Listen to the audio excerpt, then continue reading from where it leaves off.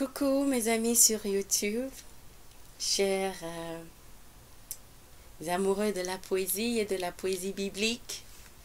Eh bien, je suis de retour et aujourd'hui, je vais couvrir le psaume 37 en français où nous allons continuer avec notre série sur les poèmes acrostiches. Et si vous ne savez pas c'est quoi un poème acrostique, je l'ai quelque part sur ma chaîne YouTube.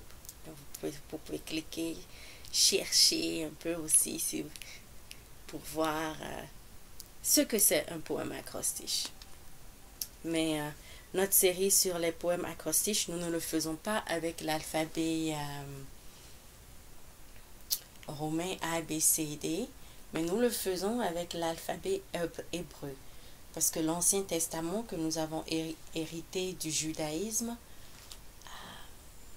était écrit en hébreu, a été écrit en hébreu avant qu'il ne soit traduit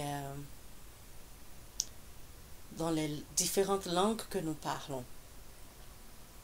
Donc, même si en français ou dans nos langues, le style de ce poème ne se reflète pas, certaines Bibles, comme la Bible de Jérusalem, le mentionnent carrément. Vous pouvez voir ici, dans les petits coins, Aleph, Bet, Gimel, Dalet. Donc, mais ce n'est pas dans toutes les Bibles, mais dans ces Bibles-ci, on le trouve. Donc, je vais commencer. Nous allons commencer notre série sur le psaume 37. Un poème acrostiche, et aujourd'hui j'ai mon commentaire, donc je vous lirai une petite réflexion du commentaire écrit par je vous présenterai les auteurs à la fin. Alors on y va. Au nom du Père et du Fils et du Saint-Esprit, Amen. Psaume 37. Le sort du juste et de l'impie, de David. Aleph. Ne t'échauffe pas contre les méchants, ne jalouse pas les artisans de fausseté. Vite comme l'herbe ils sont fanés, flétris comme le verre des prés. Bête. Compte sur Adonai et agis bien. Habite la terre et vis tranquille. Mets en Adonai ta réjouissance. Il t'accordera plus que les désirs de ton cœur. Gimel. Remets ton sort à Adonai. Comme sur lui il agira, il produira ta justice comme le jour, comme le midi ton droit. Dalet. Sois calme devant Adonai et attends-le. Ne t'échauffe pas contre le parvenu, l'homme qui use d'intrigue. Hey. Trêve à la colère, renonce au courroux. Ne t'échauffe pas, ce n'est que mal, car les méchants sont extirpés, qui espèrent Adonai possède la terre.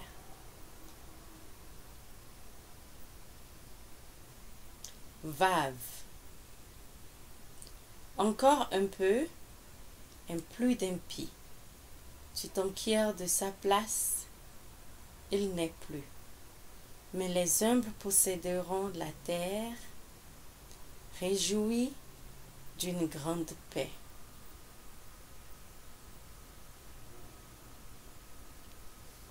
Zaïn.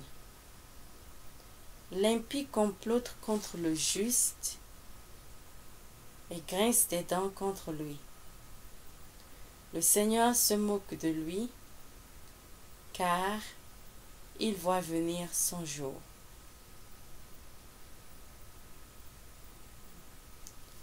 prête. Les impies tirent l'épée,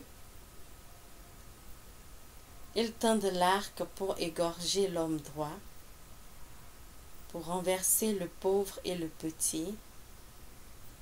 L'épée leur entrera au cœur et leurs arcs seront brisés.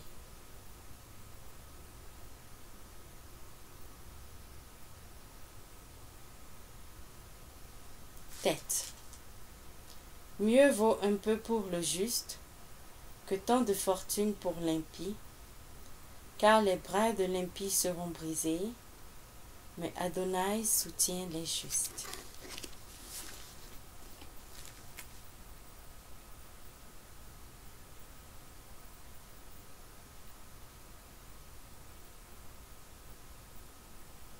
Yod.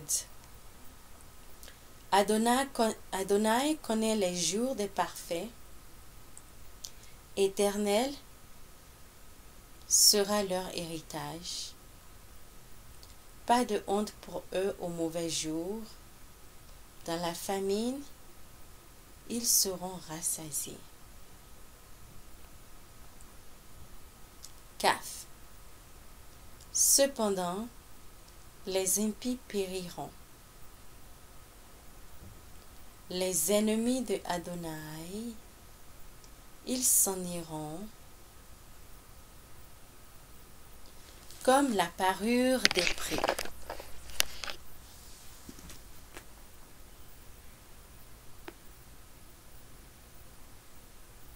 En fumée, ils s'en iront.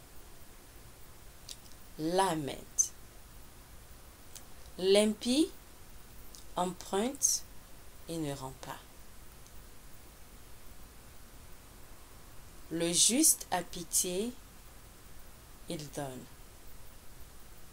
Ceux qu'il bénit posséderont la terre.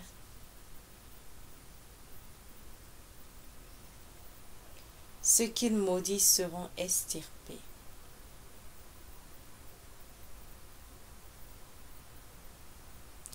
Adonai mène les pas de l'homme. Ils seront fermes et sa marche lui plaît. Quand il tombe, il ne reste pas terrassé, car Adonai le soutient par la main.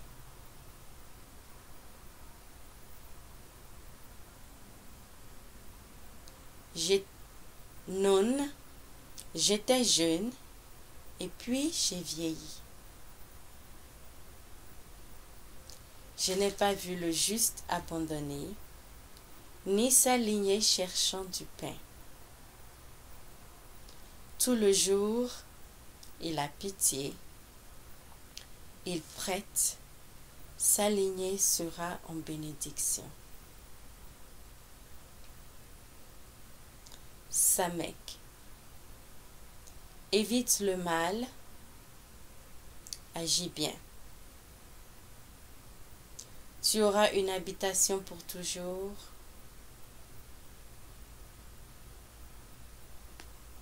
Car Adonai aime le droit. Il n'abandonne pas ses fidèles.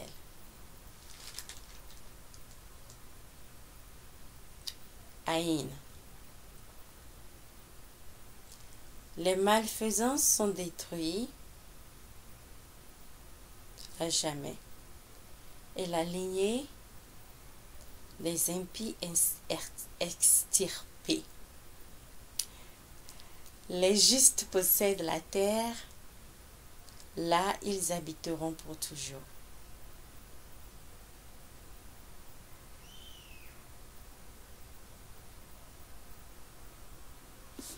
Fée. La bouche du juste murmure la sagesse, et sa langue dit le droit. La loi de son Dieu dans son cœur, ses pas ne chancellent point.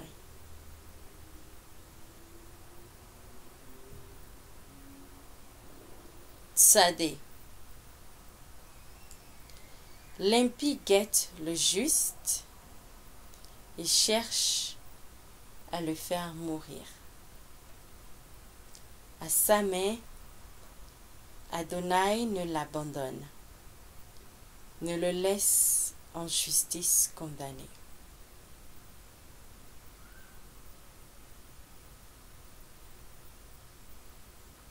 Kof. Espère Adonai et observe sa voie.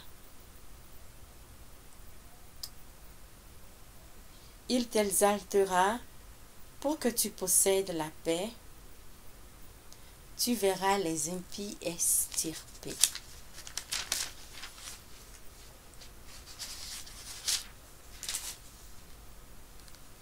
Resh.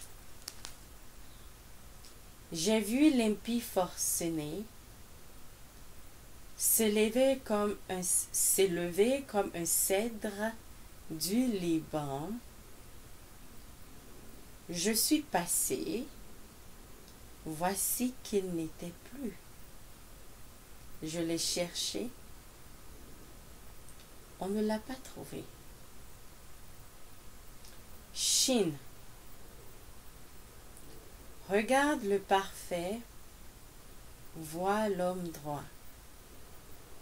Il y a pour le Pacifique une postérité, mais les rebelles seront tous anéantis. La postérité des impies extirpée. Tav. Le salut des justes vient de Adonai, leur lieu fort au temps de l'angoisse. Adonai les aide et les délivre. Il les délivrera des impies, il les sauvera car ils s'abritent en lui. Au nom du Père et du Fils et du Saint-Esprit. Amen. Alors, première chose à noter, dans la Bible de Jérusalem, le nom du Très-Haut est écrit Y-A-H-V-E. Mais comme je l'ai souvent dit et comme je continuerai de le dire, dans la tradition hébraïque, ce nom ne se prononce pas. Plutôt, ce qui se dit, c'est Adonai. Et lorsque nous allons dans les synagogues, Adonai n'est même pas souvent ce qui est utilisé, c'est Hachem qui est utilisé. Et ça, c'est mon petit témoignage basé sur ma visite dans nos synagogues, afin de comprendre ce lien ce que nous avons hérité de nos ancêtres dans la foi, qui nous ont légué l'Ancien Testament. Donc aujourd'hui, partout où le nom du Très-Haut révélé au prophète Moïse était H-A-H-V-E accent aigu. Oh, je les confonds mes accents en français maintenant. Accent aigu, accent grave. J'ai utilisé Adonai. Parfait. Alors,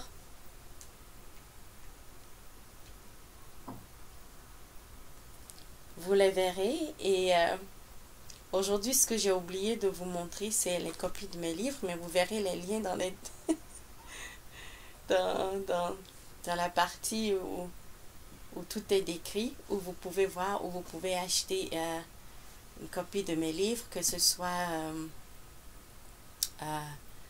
Making Wise History, mes collections de poésie, Making Wise History et Through Amazon Innovations. Et si vous voulez me suivre sur Twitter, vous pouvez me suivre sur Twitter @FannyMagnificat. Là, vous verrez tous les endroits où je fais la promotion aussi de mes livres. Tous les endroits où Amazon me permet de faire la promotion de mes livres pour le moment. Et là, vous verrez ici, lorsque j'aurai fini sur Amazon, je commencerai dans cette liste. Oui. Et c'est une très grande liste. Donc, je vous remercie beaucoup. Je vous remercie beaucoup. Et pour tous les amoureux de la poésie, je sais que je vous remercie de visiter ma page. Partagez-la. Partagez les vidéos que vous aimez. Si vous avez des questions, envoyez-moi un email. Et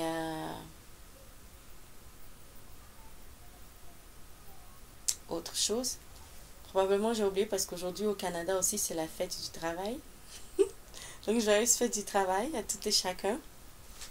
Joyeuse fête du travail à tout et chacun. Et, et maintenant passons au... ça devrait être l'œuvre de l'Esprit Saint. Passons aux commentaires.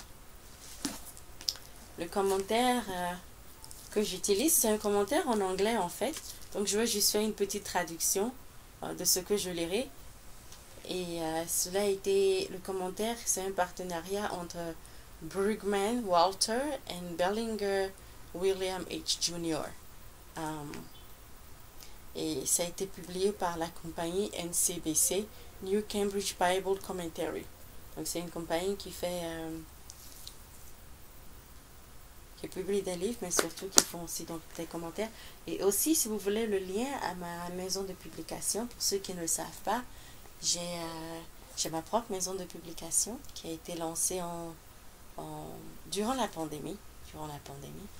Et nous avons un événement qui vient. Donc, pour savoir tout ce qui se passe, je vais mettre le lien. Il y a un événement qui vient, la journée pour honorer la journée mondiale de l'écrivain. Et vous pourrez vous procurer vos tickets. Si vous voulez venir de l'extérieur du Canada, vous êtes les bienvenus. Si vous voulez venir d'autres coins du Canada, vous êtes les bienvenus. Et ouais, vous allez voir le lien. D'où est-ce que vous pouvez vous procurer les tickets.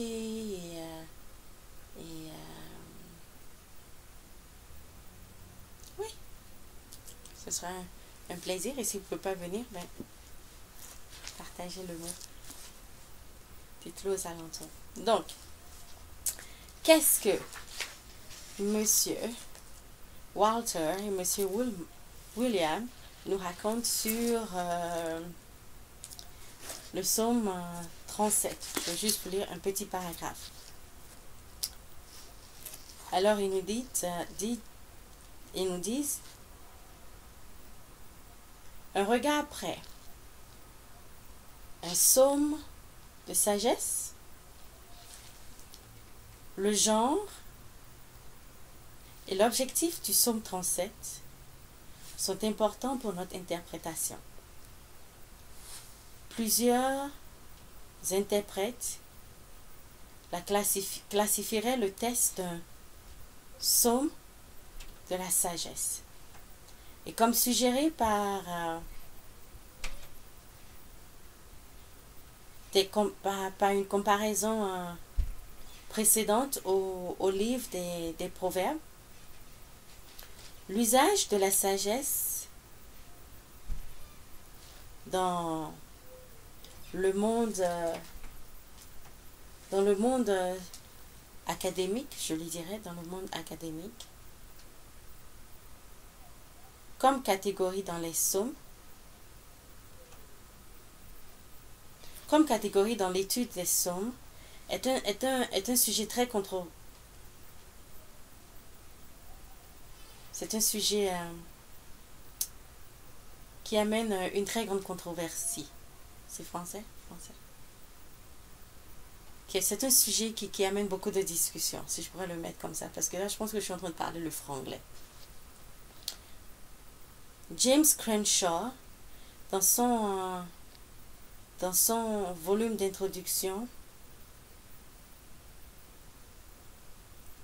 dispute contre cette catégorie et contre la perspective, nous disons que il y a une influence de la sagesse dans le livre des Psaumes.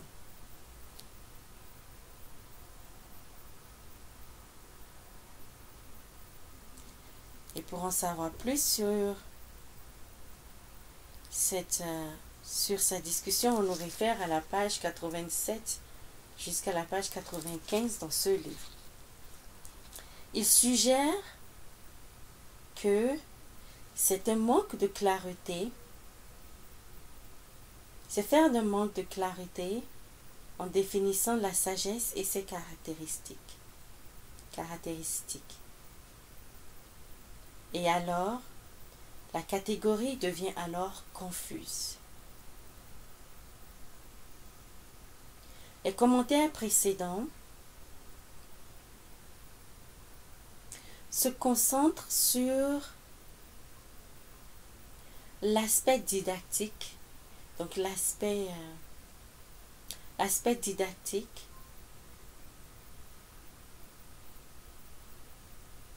du son.